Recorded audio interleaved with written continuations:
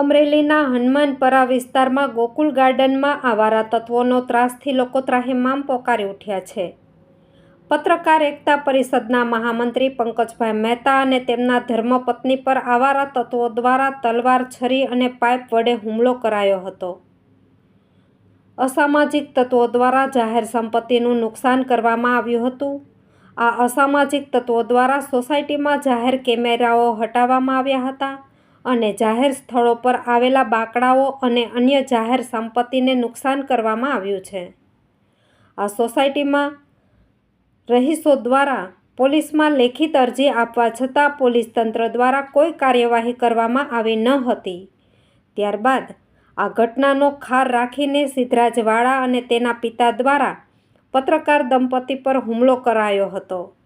ગંભીર રીતે ઘાયલ પત્રકાર દંપતીને અમરેલી સિવિલ હોસ્પિટલ ખાતે લઈ જવામાં આવ્યા હતા અને ચૂંટણીના પરિણામો હોય ત્યારે આચારસંહિતાનો ભંગ કરીને તલવાર સહિતના હથિયારો વડે પત્રકાર પર હુમલો થતાં પોલીસના ધજાગરા ઉડ્યા હોય તેવા દ્રશ્યો સામે આવ્યા છે. આચારસંહિતા હોવા છતાં જાહેરમાં હથિયાર લઈ હુમલો થતાં પોલીસ તંત્ર ઘોર નિંદ્રામાં સૂતું હોય તેવું લાગી રહ્યું છે.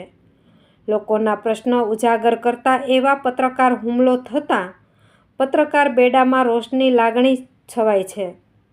ઘટનાની જાણ થતાં જ પત્રકાર મિત્રો અમરેલી સિવિલ હોસ્પિટલ ખાતે એકત્ર થયા હતા અને પોલીસને કડક હાથે કાર્યવાહી કરે તેવી માંગ કરી હતી.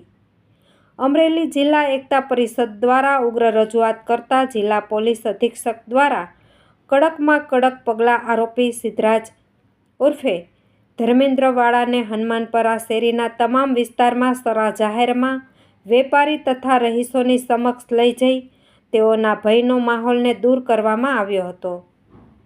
પોલીસ દ્વારા સરાહનીય કામગીરી કરવામાં આવી. ગુડ 24 ન્યૂઝ ચેનલ, તંત્રી આશિફ પઠાણ, લાઠી.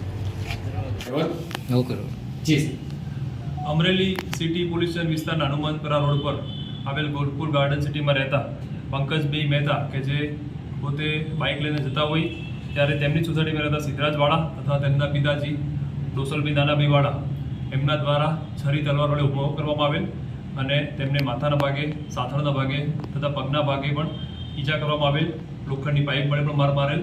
ત્યારબાદ અમરેલી સિટી પોલીસ સ્ટેશનમાં 307, 394 અને અન્ય કલમો મુજબ ગુનો દાખલ કરેલ.